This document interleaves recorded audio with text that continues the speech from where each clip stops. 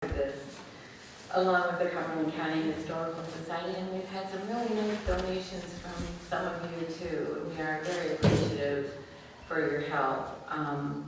Just a couple of announcements.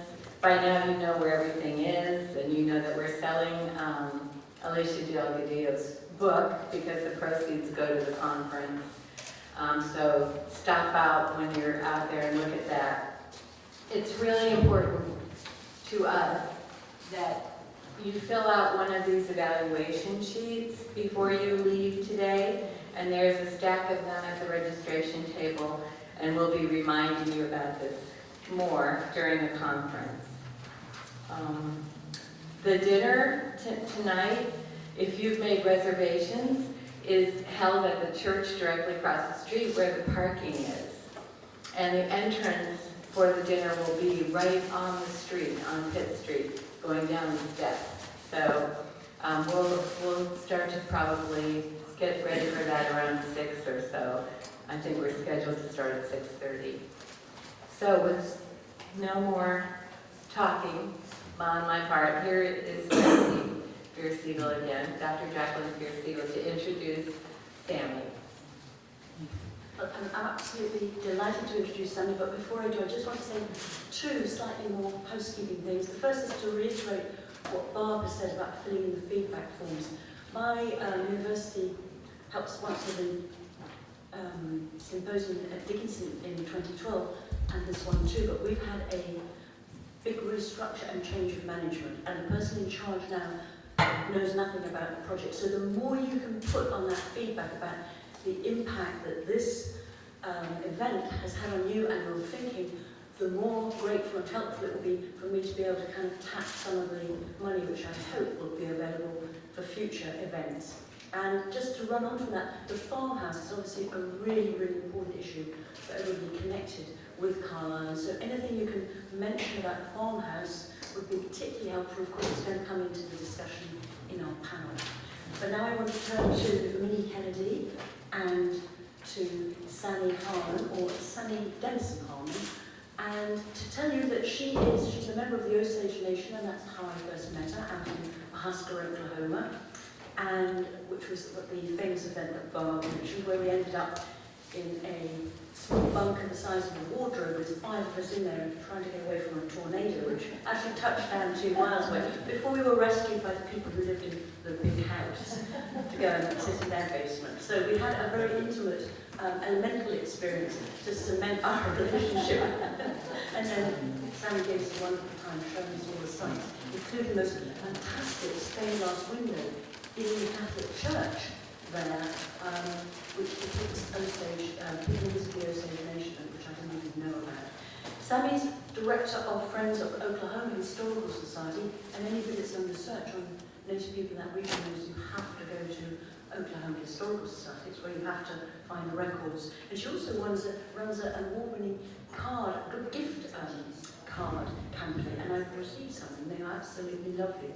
She's written part of the introduction to the 150-year history of the Osage Mission, and what she's working on now, and I know a little bit about this story, but I am on my edge of my seat to hear the rest of it. She's going to talk to us about the biography that she's been piecing together about her grandmother, and it's going to be called Head of the Household. So, may I present Sammie Denison Harmon as your next speaker.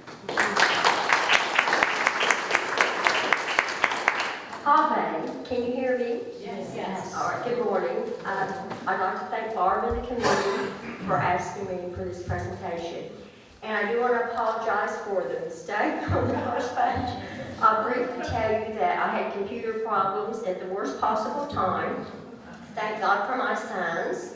But we had to transfer my presentation and my PowerPoint from my computer to theirs, and when we transferred back and forth, as you can attest, we had problems, and I think the computer decided that I liked 1974 better than 1874. Anyway, I apologize for that. If there are any other errors, please just bear with me. This is my grandmother, Minnie Kennedy.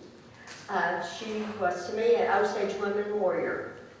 The things that she accomplished in her lifetime I'm just amazed. I had no idea when I started to pick the brains of my aunts and uncles and my mother and everyone as to my grandmother's life, that she had done all these wonderful accomplishments. So that was her when she was in her 20s. And she was a student at Carlisle. She came when she was 11 years old, in 1885. She and her sister Carrie, and sadly Carrie passed away at the age of 30 in childbirth. But she was a student here, and I'm not sure how this happened, but Ricky had, Captain Pratt had a nickname, Thrifty, for my grandmother. Why, I don't know, I guess it's lost to the past. However, she was a direct descendant of Whitehair One, who was a very important chief in our tribe. She came down directly from Whitehair One. She was French and Osage. And we have a picture of the Osage Council in 1873, when you can see what our people were like at that time. And this is the letter that Isaac, our agent, Isaac had written, Isaac Gibson, I'm just so used to calling him Isaac, excuse me, to affirm and confirm our Osage heritage on my mother's side. My maternal and paternal grandmothers were both original Waukese on the Osage Road. And this is the one to confirm my grandmother on my maternal side. And it was written by one of the ladies that was a relative that knew the family well. You know, you had to prove it. They were just going to take your word for it. So that's a copy of that. This is my great-grandmother, Celeste Adeline Kennedy, and she was the great-granddaughter of Whitehair One. She was raised at the Osage Mission in Kansas by the Sisters of Loretto. Her mother died when she was in small infant. She could speak French and Osage, and my great-grandfather came as a doctor and actually, I'll pause here for a moment to tell you a little bit about him. He is a Pennsylvanian. He was from Sunbury, which is not too far from here, and his family roots are, he was a third generation, and his family owned a newspaper called the Northumberland Gazette. He published Dr. Priestley's papers, and we have original paper in our family of 1803. So I just thought I would mention that since we're in Pennsylvania. It's my Pennsylvania connection. But anyway, she was his interpreter because he couldn't speak French or Osage, so she interpreted for her husband, Dr. Barton Kennedy. So, anyway, my grandmother had many titles in her life, in her 83-year-old life. Her first title, I guess, would be as a student here at Carlisle. And they sent a letter, a questionnaire letter in 1911. And I don't know how they found my grandmother on her allotment branch, but they did.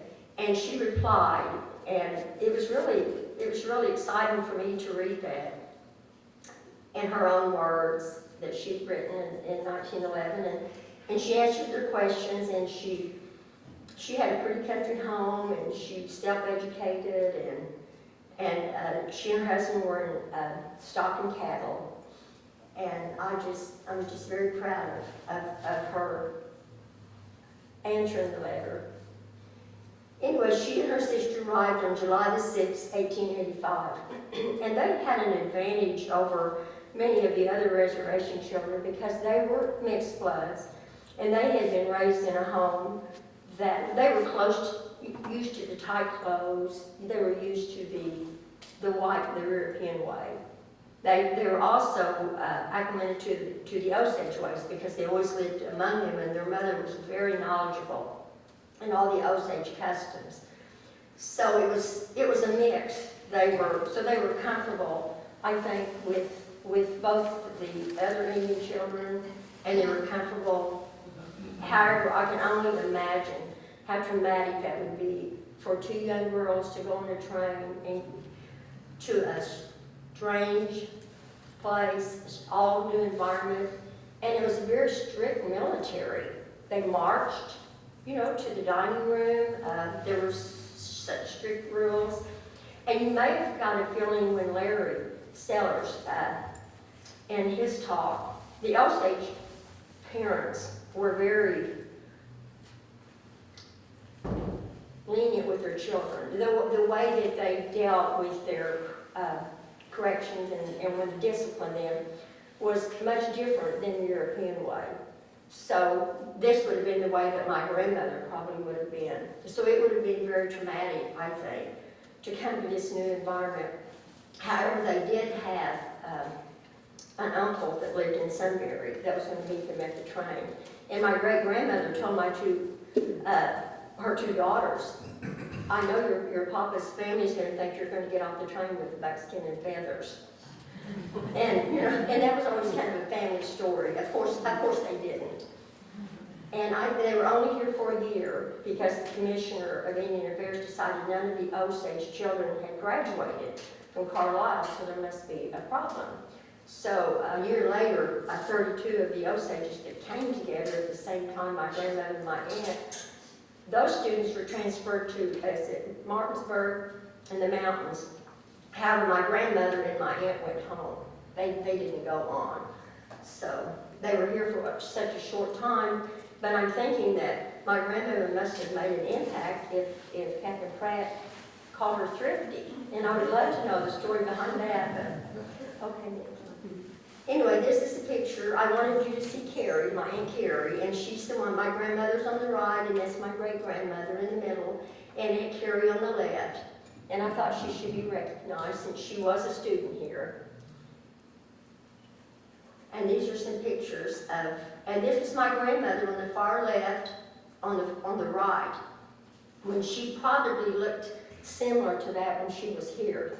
I'm guessing she was probably about maybe 13 or 14, and she's with her very best friend, Rosa Tinker, and I left Rose in the picture because Rose's brother was here at Carlisle.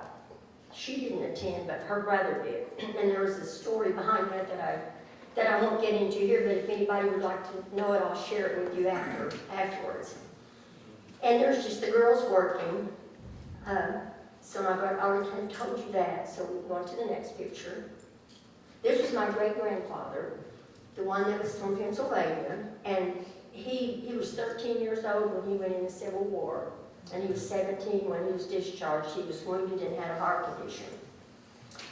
Anyway, in 1893, he arranged a marriage for Minnie to a white man that she had met 5 times in the parlor. And she was in love with another man, young man, but her husband arranged this marriage. Well, she was married to this Mr. Carter for 9 years and had 7 children. And her Carter children played a very important part in her journey to Hollywood.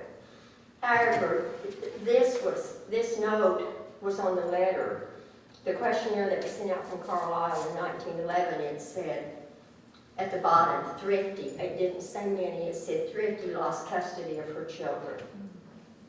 And that's why I got involved in my grandmother's life, because I wanted to tell her side of the story. So I think he probably felt he was doing the best for her, as fathers did then.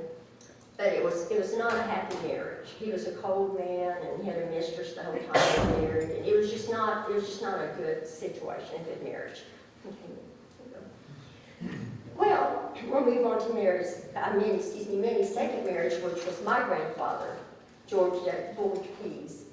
He came to work on the ranch as a field hand, and he came and asked my grandmother, where's the boss man? And she directed him to her husband, but when he rode off on his horse, she turned to her sister and said, honest to God, these are the exact words, that's the handsomest man I've ever seen in my life, and someday I'm going to marry him. She knew it. And of course, we just think that's so funny because you just have to make your grandparents, you don't think about it that way. Anyway, so he did come to work on the ranch, and I guess things just kept getting worse and worse and worse, and my grandmother just couldn't take it anymore. She couldn't stand it any longer. So she took her children, and she fled with this man, this George Pease. And she left in the middle of the afternoon, and she just ran away. And they met his parents, and they chaperoned them to New Mexico. However, when her husband comes home, he finds the ribbons in the middle of the room, and she's gone, he assumes that she's been kidnapped. So he puts an article in the paper that she's been kidnapped, and he puts rewarded $2,000. Well, $2,000 was a lot of money back then. Now, by this time, it was 1902, so that was a lot of money. But she hadn't been kidnapped. Anyway, but I showed this picture to show you that her second marriage was difficult, but it was a very prosperous time for the Osage people. Not only did their 1.5 million acres have wonderful tall bluegrass to graze, which was perfect for the cattle rovers, and the people would come and lease the land. And they were fairly prosperous, but when the oil was discovered, they were rich. Because before allotment, they had annuities, so that meant each adult member of the tribe, the money was shared equally. So in the early 20s, late 1800s and early 20s, my grandmother's annuity check and then an allotment check, by this time it would have been an allotment check after the 1906 Allotment Act, would be equivalent to $1 million a year now. So she had a lot of money, all the Osages at this time. So they were very, very prosperous. So, and that's this is over here on the left, on the bottom, that's the Catholic Church that Jackie was speaking about that has the famous windows with the Osages in it. And that's the famous triangle building that sits in Pahuska. And it's really a cool building, and never tore that down. That was on the right, that was the very first building in Pahuska. And it's really a neat building. And of course, there's just a picture of the oil wells to give it back. Okay, Vicki. Okay, this is not one of my uncles. I'll make that clear. But Minnie's two of her sons by her arranged marriage were awesome horsemen. They grew up on the Osage Reservation, and their father dealt in horses, George Carter, her first husband.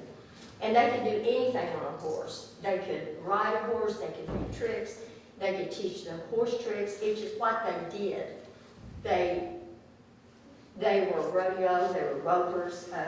My Uncle Barton, my grandmother's oldest son, was championship roper of the world in 1925, and he was inducted into the Cowboy Hall of Fame in 2005.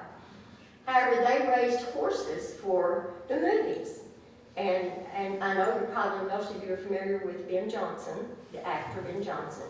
Well, Little Ben, they call him, or son. His father was best friend to my two uncles. And they all lived in Pahuska together. And they all raised horses. And so Fat Jones had a stable in Hollywood. And Ben Johnson took these horses out there, and same similar story happened to him with his wife that happened to my grandmother with Fat Jones' daughter. So they married, and that was the connection to the movies. My uncles would raise the horses for the movies.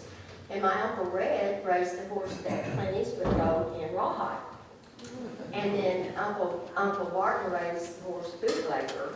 That there were two horses that were Will Rogers' favorite horses. One was Bootlegger and one was Soapsuds. My two uncles raised those horses.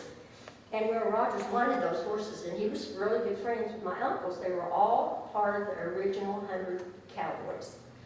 And they were all friends. Well, at first they wouldn't sell. And I do have, you can move on, Nikki, I'm sorry. Anyway, I don't have the articles on here. I do have the articles, however, but I didn't have room to put everything on here. The newspaper articles, as I heard these family stories from the family down through the years of all these things that happened. Oh, well, at least it wasn't Tex Ritter, because I'm going to talk about him. Anyway, so oh, wait, now let me see, I've lost my train of thought. Okay, that was unnerving. Anyway, I really did lose my train of thought for just a moment. Anyway, the articles, thank you. Anyway, it doesn't take much to distract me. Anyway, I do have the articles, but I was able to back these family stories up by newspaper articles and different research that all these things that I'm telling you today actually happened. It wasn't something that my family just thought was a pretty story or got confused, because sometimes the family stories do get confused. So if any of you write, you know you have to back anything historical. You need to back that up. So I'm able to back up the things that I'm telling you today, even if they're not on here. But anyway, this was my grandmother's home in Los Angeles. And we pulled this up on Earth Google today. This is how the home looks today. And my mother is 99, and we showed it to her. I showed it to her. And she was so excited, and she said, it does look like the house, but she said it looks much smaller. She said the house is larger. And it's changed very little. It's very, very little changes. And I said, Mom, did you ever think that she was 10 years old when she lived in that house? And I said, did you ever think that 89 years later you would be able to see your home in California? I mean, I just think that's so exciting. That's technology for you. I just wanted you to see her home that my grandmother lived in. Okay. All right, now this is a funny story because my grandmother and grandfather divorced after 20 years. They had a very explosive marriage. And she married a third husband that her sister and brother-in-law introduced her to. And he was a man in a little town in Oklahoma, Skokie. Well, we didn't know it at the time, but he was a con man. And he conned my grandmother. And I think this is so funny. I laughed when I read this article. He was down and he showed her Cadillac. He took money from the bank. He took her $1,500 earrings, and she went to court to have her marriage annulled. And it said in there, it said that she was, as you can read, I don't know if you can see it here, but I'll briefly tell you. She married, he was not an Indian after all, but only a white man. She felt that she had been defrauded. She had declared a suit for annulment of her marriage to Carlisle, who fled yesterday. Then take her on to go to court. And then it says here, Mrs. Latta did not want to marry a white man. She explained because she is an Osage Indian herself. She said that Latta had told her he was entitled as a fellow Indian to large revenues from Indian oil land, and he was nothing but a con man. But, you know, it happens. So that was her third marriage, which didn't last very long. Okay.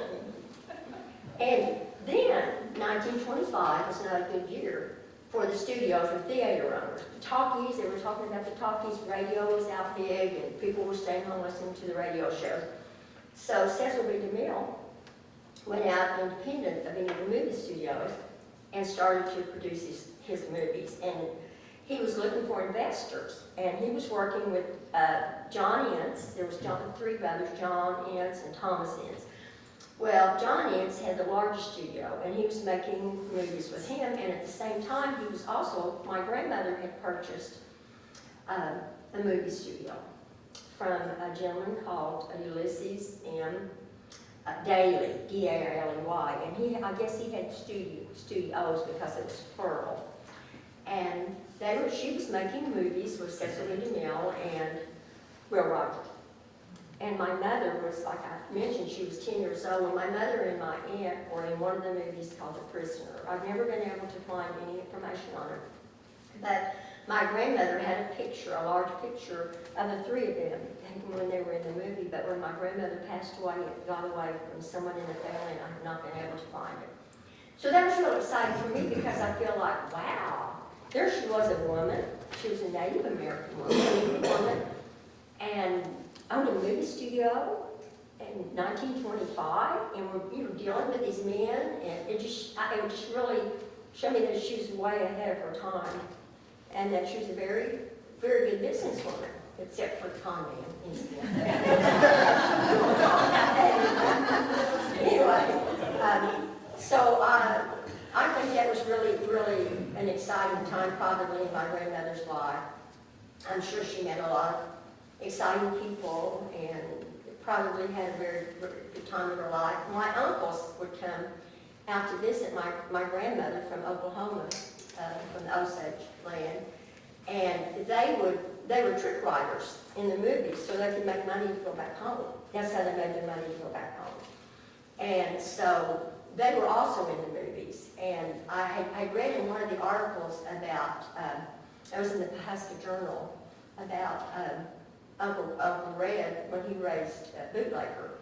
And of course, everybody in the small town of Pawhuska knew Uncle Red and knew Bootlegger, and they were all so excited because he was going to be in the movies, and they couldn't wait to see this horse in the movies. And both of those horses became immortal in the movie industry. There's statues made of them. They were Will's two favorite, as I mentioned earlier. And they were very intelligent horses. And I might add also the horse that Clint Eastwood rode on Rawhide lived to be 35 years old. And they named that horse Midnight.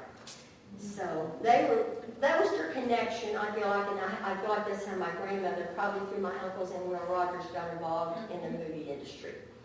So this is our $1 million elm tree that the big oil lease was signed that made all of them rich. And I've already gotten into that, but I had thought about, I need to have the $1 million elm tree in my presentation. So an interesting story about that was when it thrived, the tree thrived and thrived in the 80s, when the bottom fell out of the oil market again, and the payment checks went way down, the tree died. It had been there all those years, and it died. So, you know how we Indians are, we read something into everything, so we thought that was very strange that happened. And so now we have a plaque, and don't we, Nick, you have a plaque where the tree was. But it was a huge, huge thing in our tribe, and that was really, really what made our people so wealthy. At one time, the Osage tribe was the wealthiest people per capita in the world. Their checks were enormous, and that would have been where my grandmother got the money to invest. Anyway, this was my grandmother. She returned to Oklahoma in 1927. She left her fortune and her lavish lifestyle behind. Of course, Mr. Latta didn't help, and then not long after that, her ranch had burned down on her Osage allotment, so she had to rebuild. And she rebuilt her pretty little home, and during the years that she had, after this, during the years she and my grandfather was divorced, she became a Christian Science practitioner. And she had so much faith. My grandmother read and studied her Bible every day of my life that I knew her, and many, many years before that. She had so much faith, and she was a very positive person, and she felt like mind over matter. She felt like that your mind, the condition of your mind, had so much to do with your mental health and your physical health, and she applied that in her life. And all the tragedies, she lost 3 young daughters when she was married to Mr. Carter. Very, very tragic. And then she had her children taken away from her, declared an unfit mother. When she came back to get her divorce, the judge asked her, "How many years have you been married?" And she said 9. And he said, "How many children?" And she said 7. And he said, "Well, that's grounds for divorce there." But he declared her an unfit mother and gave her children to Mr. Carter. Well, when they left the courthouse, out on the courthouse steps, my grandmother and my great-grandmother beat him up with their purses. Mr. Carter, not the judge. Anyway, and so they had to go back in and pay a $10 fine and go to jail. And my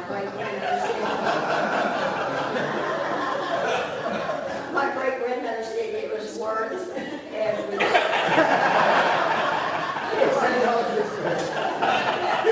That was worth it, trust me. It was worth it. Anyway, the sad thing about it was Mr. Carter, and I guess his sister came to live with him to help with the children. They kept the children from my grandmother.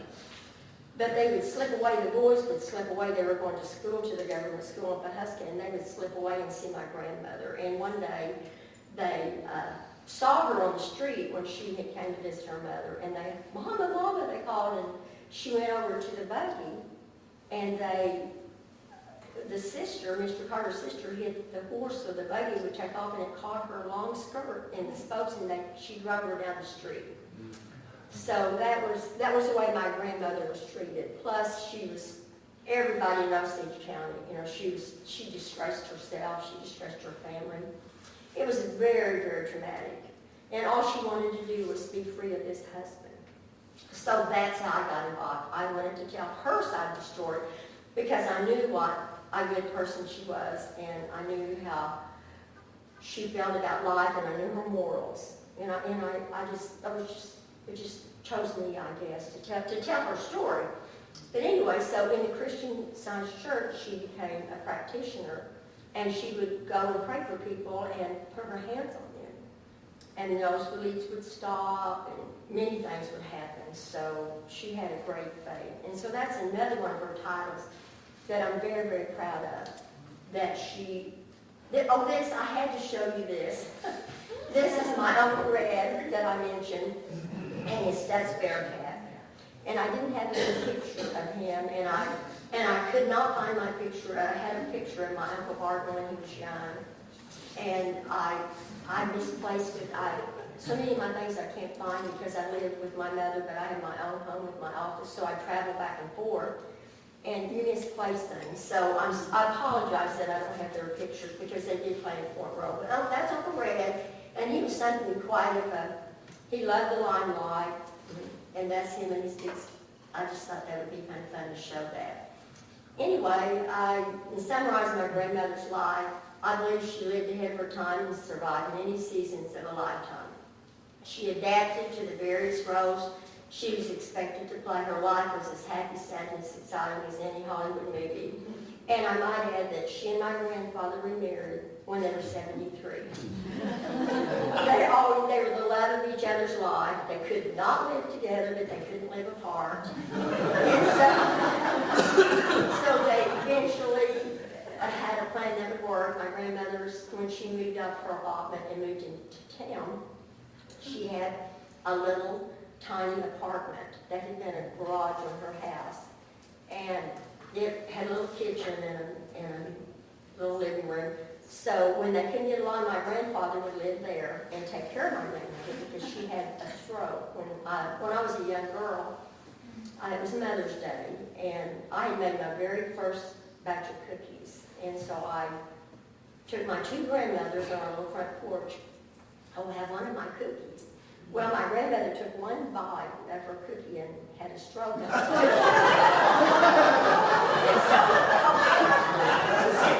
to this day, I do not like to cook. And I said, no, what anyway, but after she had her stroke, and my grandfather, even when they weren't married yet, he lived in the little, and I love this story because I have to tell you this because this will tell you the morals that my grandmother had. My grandparents had been married and had 7 children. And when my grandmother had her stroke, and of course they took her home to her home first, my aunt called my grandfather and said, Papa, Mom's had a stroke. And he said, I'll be right there. Well, he raced there. Well, when he got there, he told his daughters, he said, now, you girls know I cannot stay in this house with your mammy. Called her mammy to the girls, because we're not married. And I thought that says so much about his respect for her after they had 7 children together. I'm sorry, I probably didn't tell you that. That's my mother, that's 99, is one of those 7 children. So my grandmother had 14 children. By the time she was in Hollywood, she was in her early 50s, and she had 14 children. So she was quite a lady. But I think that speaks to her morals and her characters, and also to my grandfather's. And I didn't speak a lot about him. He was a full-blood Englishman, and I told you how they met, and he was a great horseman and raised horses. Very, very handsome. In fact, I can remember the first time when I became engaged, my fiancé took me to meet his aunt. And she said, who's your family? You know, they always want to know who's your family. And so I told her who my grandparents were, and she went, oh, as soon as she went, oh, George Pease was your grandfather. And she said, oh my gosh, he's the handsomest man I've ever seen. The same thing that my grandmother had said when they were young, but by the time my grandfather had a second family after he and my grandmother divorced, he remarried a younger woman and had 4 more children. So by the time that my husband's aunt knew him, he was way in his 60s. And she said he came walking up her sidewalk to get his daughter that was a friend. And she said, I've never seen him. And can you imagine, here I was like 22 at the time, and I'm thinking, wow, my grandfather was that handsome. And when I would talk to people, when I would go to Pawnee to eat and help, I would talk to the older people, and we were talking maybe 40 years ago, and they were older, or their parents, or they remembered their parents, and they would always tell me, oh, your grandparents were the handsomest couple in all of Osage County. Well, that just made me feel so good to think that, that about my grandparents. And they were very, very well respected when they were married and lived on their Osage allotment, my grandmother's Osage allotment near Tulsa. They had a townhouse in Tulsa, and they spent part of their time there. Were during the race riots. My grandparents hid the black people in their basement, and then they covered them with hay and put them in their buggy and took them out to the ranch and probably saved their lives. That's the type of people that my grandparents were. My grandmother could be shopping in Dillard, she could be wearing her furs and her diamonds, and then some of her neighbors would be sick with cholera or whatever, and she would put her work clothes on, and there she would go with her buckets and help that family. So that was the type of person that she was. So I think that's probably it.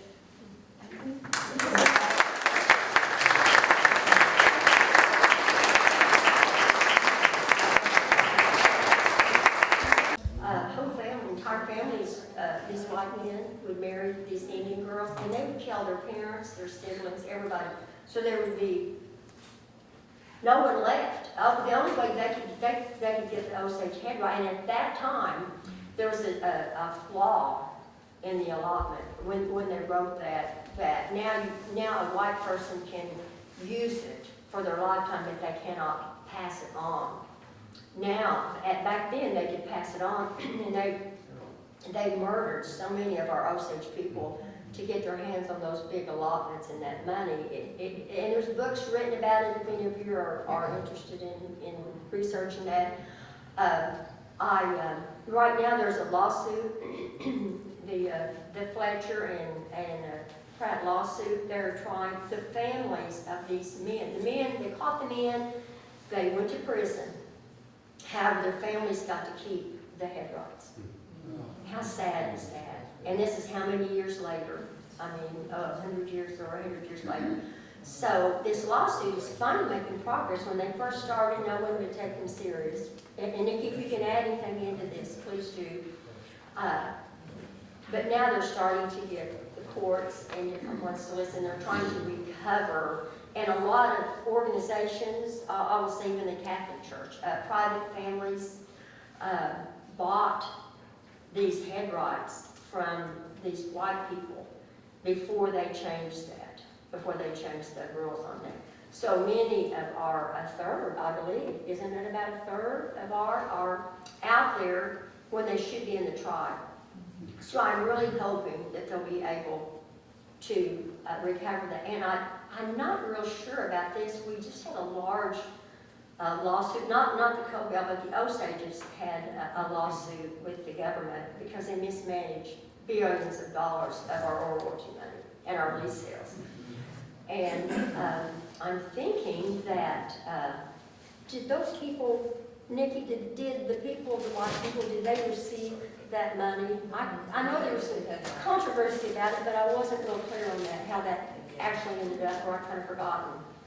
So that's sad. The families would love to recover that. And there are many stories of incidences where you know, probably no one will ever be able to prove that someone was murdered. I know Sylvester Tinker was the chief of our tribe for 12 years, and he was my father's first cousin. And he owed my Minnie's daughter by Mr. Carter, her husband. He always said, they were neighbors, and he knew them well, and he always told us he murdered her for that head right. Couldn't prove it, you know, we still can't prove it today. Pardon? You were going to tell people about that picture? I'm sorry. Oh, this? The picture down here. Oh, the Cowboys, thank you. There's a picture on one of my posters. It's a large picture of cowboys on the horses. And that was taken on Minnie's parents' ranch. And that, the two Carter boys are in there, and Ben Johnson's father. And that is them. I wanted you to see that because they were all so close, all those old cowboys, and they roped and rodeo together. And those are the guys that started the Rodeo Association. And when they first started it, it was called the Turtle Club. And my reason that was because they were always so slow in doing everything. So they named it the Turtle Club. In later years, they changed it. But I did want to tell you my story. If we have time, do I have any time left? Yes. 2 minutes. Okay, I'll show you the Madison Square Garden story. Will Rogers invited 100 of his friends, cowboy friends, to come out to Madison Square Gardens to the rodeo. And of course, my 2 uncles were there, and Tex Ritter. This is the Tex Ritter story. Tex Ritter's in the picture. He was also, my uncles were also friends. Yeah, we'd watch it. And anyway, and Ben Johnson's father. So they all took their horses and rode down from Madison Square Gardens. How I know this is in the Cox Cable did a mini-series a few years ago, Cowboys in the Tall Grass. And I have that. It was on television, PBS. Anyway, I have the set, the box set. I bought it so I watched it then and I can watch it over and over. Well, anyway, my uncles are featured in there, and there's a man that's telling Home Pain that has this painting in his house. And this painting is probably at least this long or longer of all these cowboys. It's the original picture when they're up by Madison Square Gardens, and they all are tipping their hats, and it's just a wonderful picture. I tried to go out on the video or the DVD, and I tried to my son and I tried to capture the pictures, but it just wouldn't work. Anyway, and so there they all were at Madison Square Gardens, a mile away, tipping their horses. And it's the neatest picture, and that was, they said, this was the original 100 cowboys. And I think that's really, really cool. And anyway, I think it was Will Rogers got off of his horse and tied it to something there on the street. And the horse just took right off and just dragged whatever it was with him and just marched right down the street in New York City. So you can just imagine this horse. That's it. Thank you.